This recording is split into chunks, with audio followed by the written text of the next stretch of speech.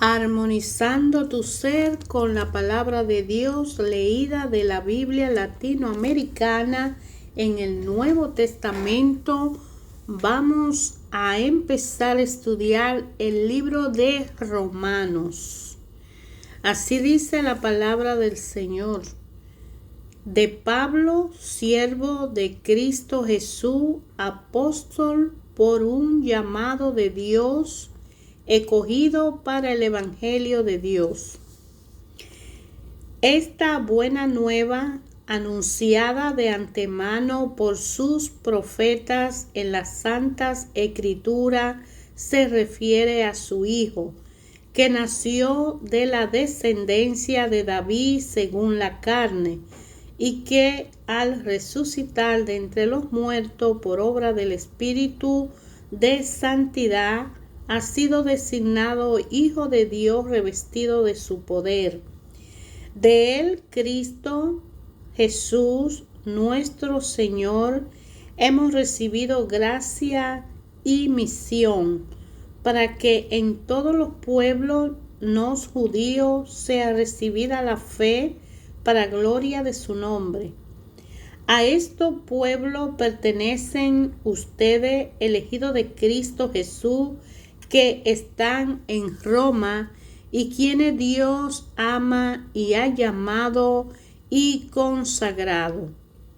Que de Dios nuestro Padre y de Cristo Jesús el Señor le llegue la gracia y la paz. Ante todo doy gracia a mi Dios por medio de Cristo Jesús por todos ustedes, pues su fe es alabada en el mundo entero. Dios sabe que los recuerdo constantemente en mis oraciones mientras les rindo este culto espiritual que es trabajar por la buena nueva de su Hijo, pues yo desearía, si tal es su voluntad, que se me allane el camino para ir a visitarles. Tengo muchas ganas de verlo para comunicarle algún don espiritual que lo fortalezca y al compartir nuestra fe nos animaremos mutuamente. Quiero que sepan, hermanos, que muchas veces me he propuesto ir donde ustedes, pero hasta el momento no he tenido la posibilidad de ir a cosechar algún fruto entre ustedes, como he hecho en otros países, pues me siento en obligación con todo, ya sea griego o extranjero, culto o sin estudio, y estoy dispuesto a ir hasta ustedes a Roma para dar el Evangelio. Como ven, no me avergüenzo del Evangelio, es una fuerza de Dios y salvación para todos los que creen, en primer lugar para los judíos y también para los griegos. El Evangelio manifiesta cómo Dios nos hace justo, es decir, nos reforma por medio de la fe y para la vida de fe, como dice la Escritura, el que es justo por la fe vivirá. Desde el cielo nos amenaza la indignación de Dios por todas las maldades e injusticia de aquellos que sofocan la verdad con el mal. Todo lo que se puede conocer de Dios lo tienen ante sus ojos, pues Dios se lo manifestó. Lo que es y lo que no podemos ver ha pasado a ser visible gracias a la creación del universo, y por su obra captamos algo de su eternidad, de su poder y su divinidad. De modo que no tienen disculpa, a pesar de que conocían a Dios, no le rindieron honores ni le dieron gracia como corresponde. Al contrario, se perdieron en sus razonamientos y su conciencia cegada se convirtió en tiniebla. Creyéndose sabios, se volvieron necios, incluso reemplazaron al Dios de la gloria, al Dios inmortal, con imágenes de todos los pájaros, imágenes de hombre, de ave, de animales y reptiles. Por eso Dios lo abandonó en sus pasiones secretas, se entregaron a la impureza y deshonraron su propio cuerpo. Cambiaron la verdad de Dios por la mentira, adoraron y sirvieron a seres creados en lugar de Creador, que es bendecido por todos los siglos. Amén. Por esto Dios dejó que fueran presas de pasiones vergonzosas. Ahora sus mujeres cambian las relaciones sexuales normales por relaciones contra la naturaleza. Los hombres asimismo dejan la relación natural con la mujer y se apasionan con unos por los otros, practican torpezas, varones con varones, y así reciben en su propia persona el castigo merecido por su aberración. Ya que juzgaron inútil conocer a Dios, Dios a su vez lo abandonó a los errores de su propio juicio, de tal modo que hacen absolutamente todo lo que es malo. En ello no se ve más que injusticia, perversidad, codicia y maldad. Rebosan de envidia, crímenes, pelea, engaños, mala fe, chisme y calumnia. Desafían a Dios, son altaneros y orgullosos, farsantes, hábiles para lo malo y no obedecen a sus padres.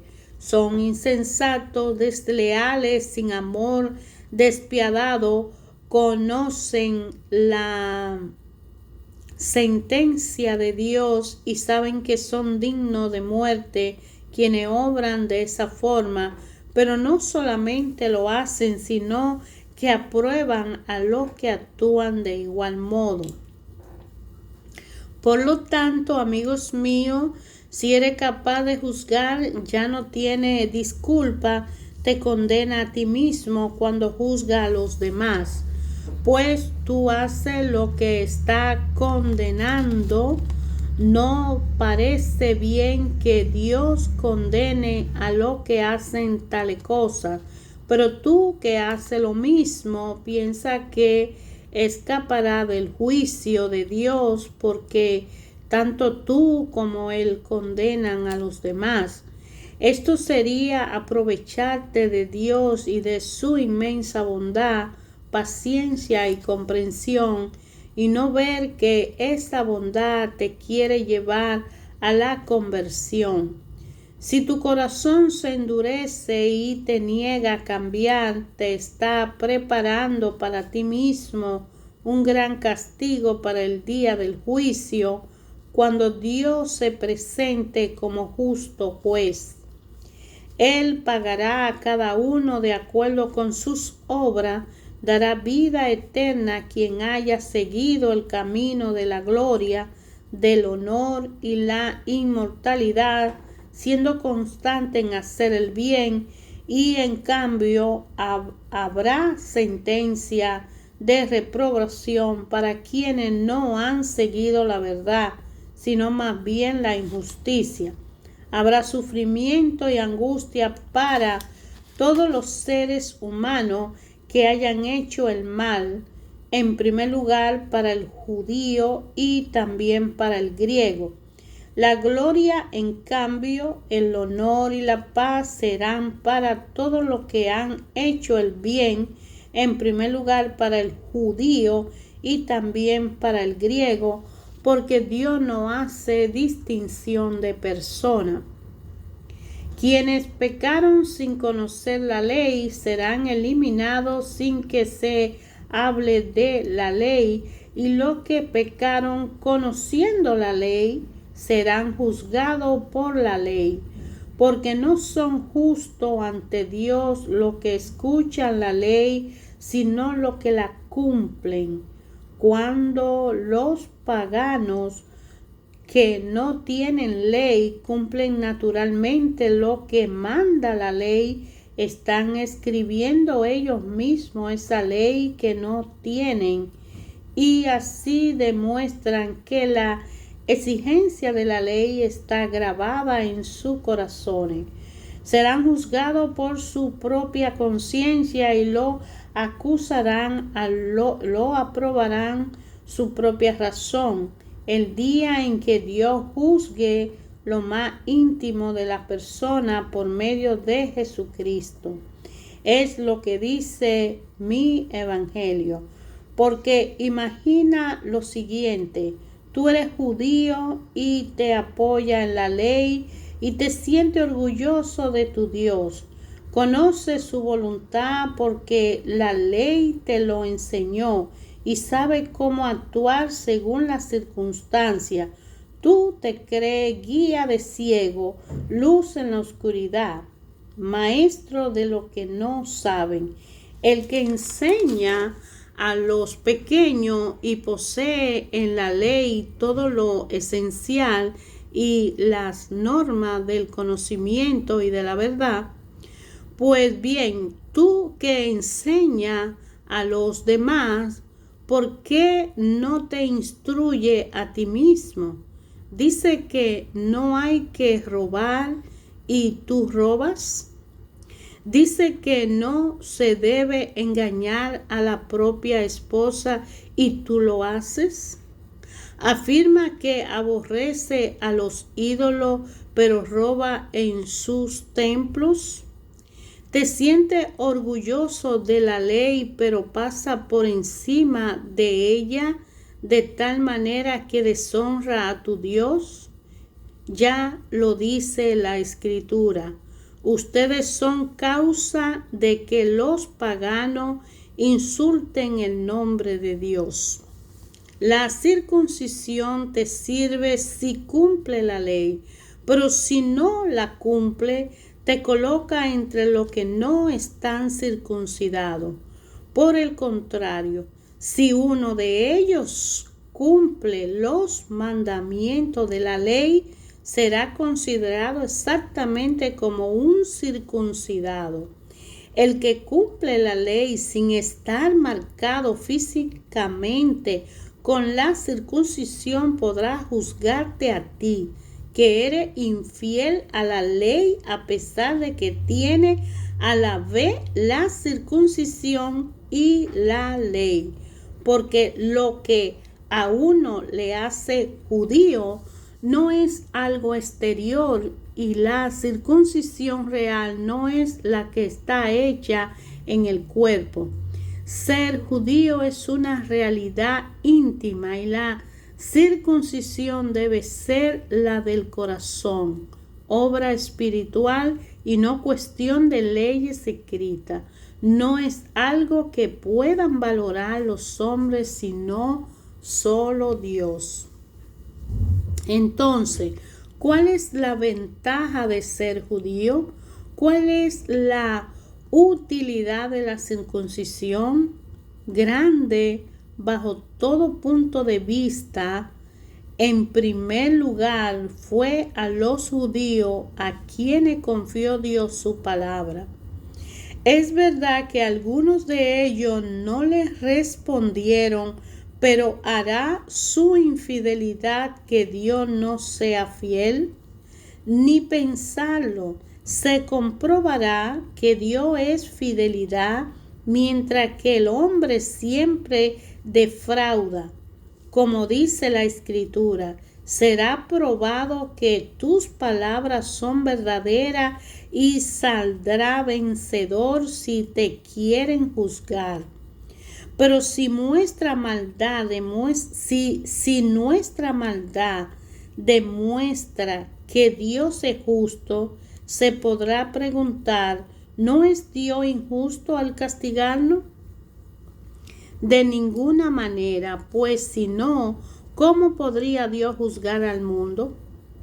Pero tal vez replicarán, si la mentira mía hace resaltar la verdad de Dios, aumentando así su gloria, ¿cómo me tratarán de pecador? Muy bien, entonces hagamos el mal para que venga el bien. Algunos calumniadores dicen que esa es nuestra enseñanza, pero tendrán que responder de tales palabras. ¿Tenemos entonces alguna superioridad? Sí y no.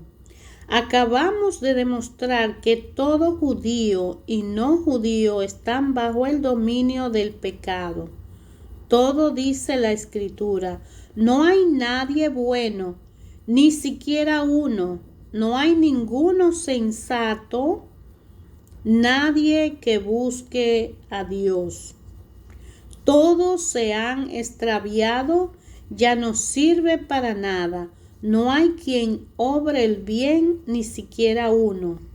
Su garganta es un sepulcro abierto y con su lengua urden engaño.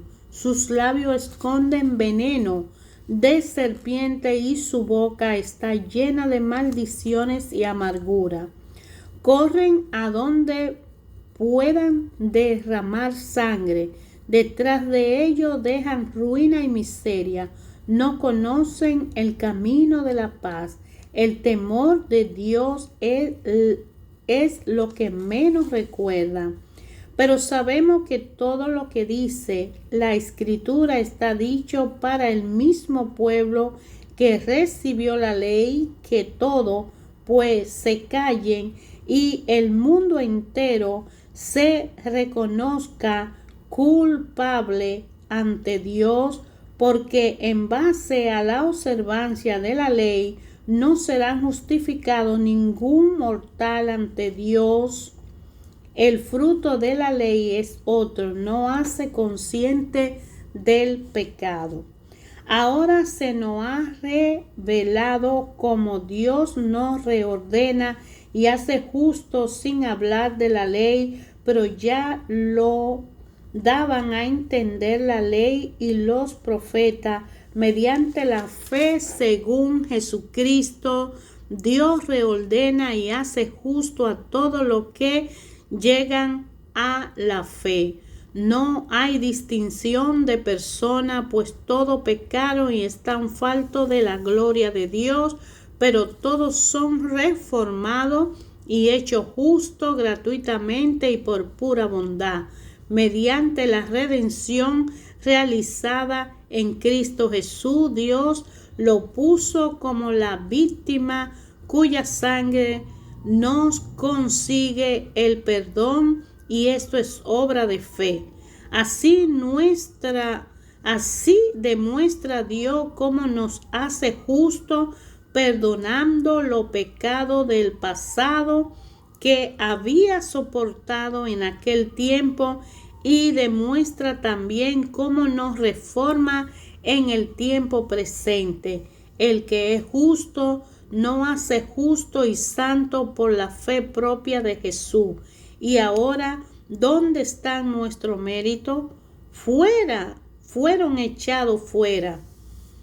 ¿Quién lo echó? La ley que pedía obra, no otra ley que es la fe.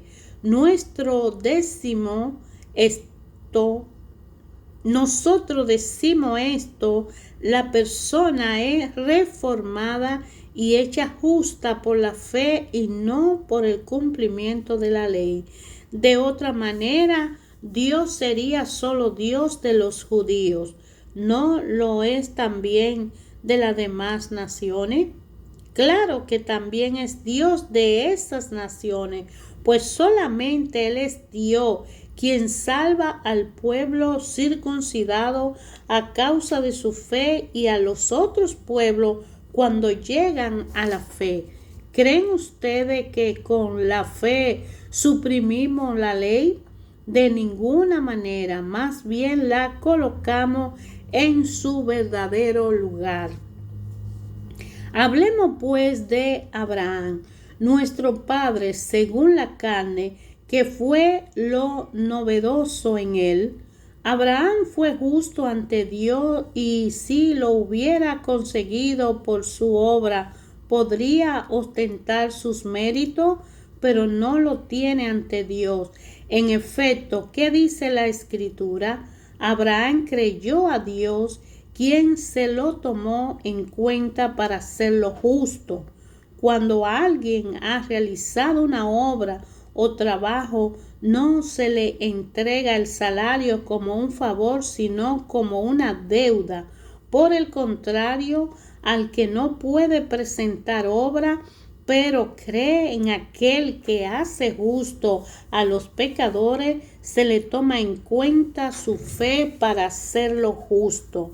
Así David felicita al que dio cuenta entre los justos sin que sea el fruto de su obra.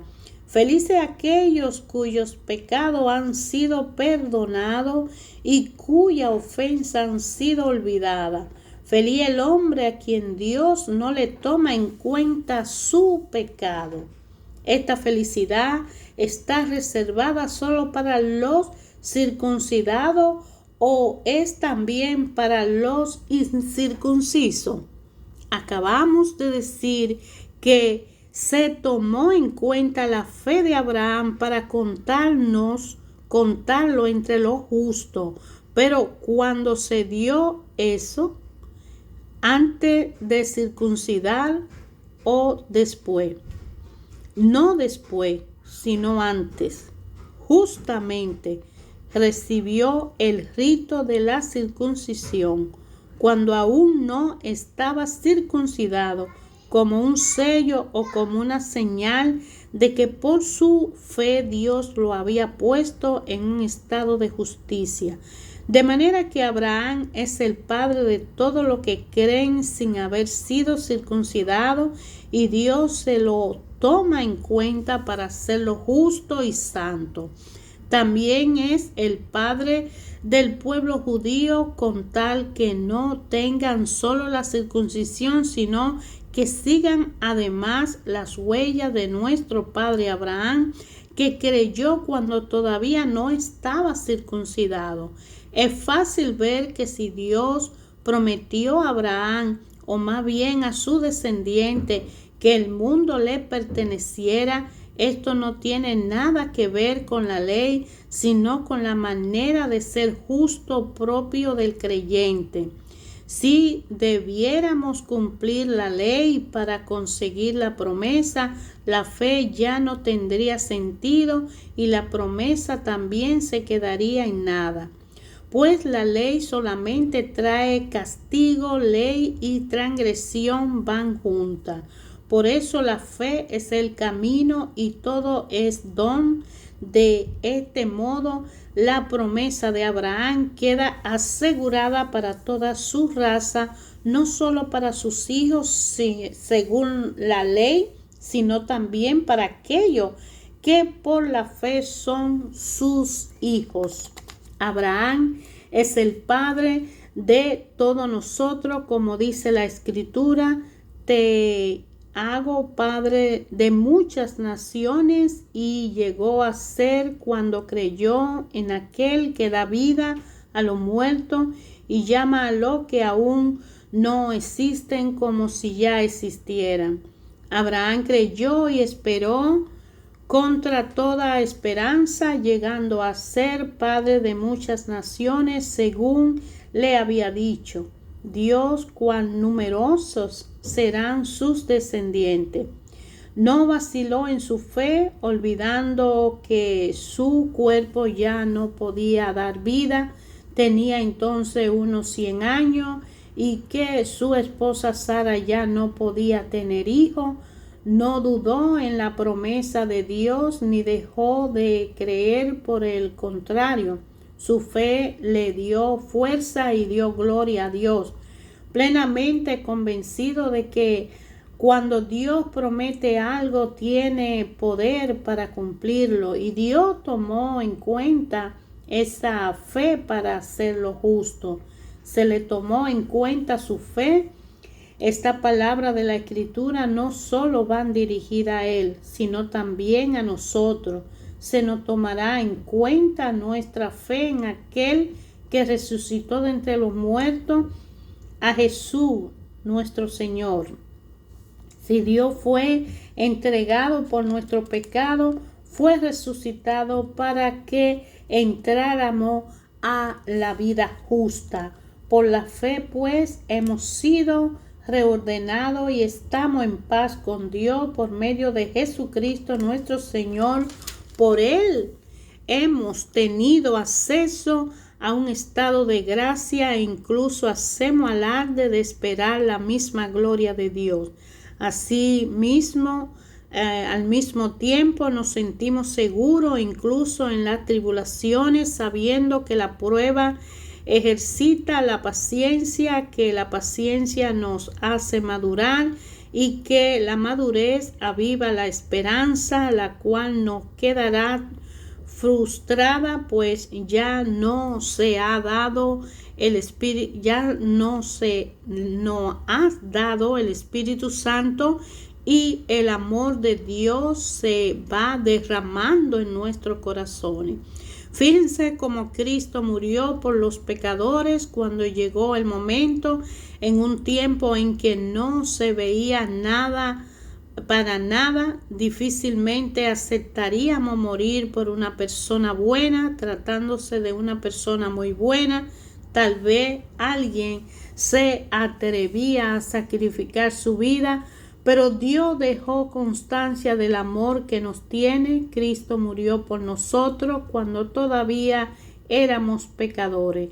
Con mucha más razón ahora nos salvará del castigo. Sí, por su sangre hemos sido hechos justos y santos. Cuando éramos enemigos, fuimos reconciliados con Él por la muerte de su Hijo. Con mucha más razón ahora su vida será nuestra plenitud. No solo eso, nos sentiremos seguros de Dios gracias a Cristo Jesús nuestro Señor, por medio del cual hemos obtenido la resurrección.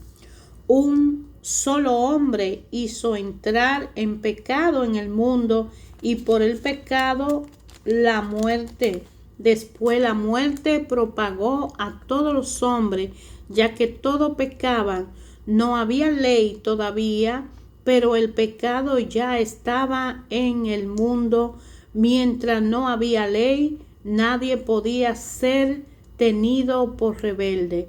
Pero no obstante, el pecado estaba en el mundo.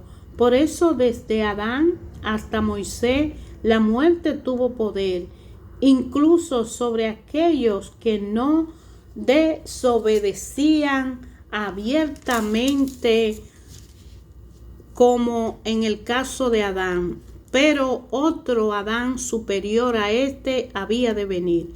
Así fue la caída, pero el don de Dios no tiene comparación. Todos mueren por la falta de uno solo, pero la gracia de Dios se multiplica más todavía cuando este don gratuito pasa de un solo hombre, Jesucristo, a toda su muchedumbre. No hay comparación entre lo que pasó con este pecador único y el don de Dios en la hora presente. La condenación procedía de una sentencia individual, pero ahora son rehabilitados una multitud de pecadores.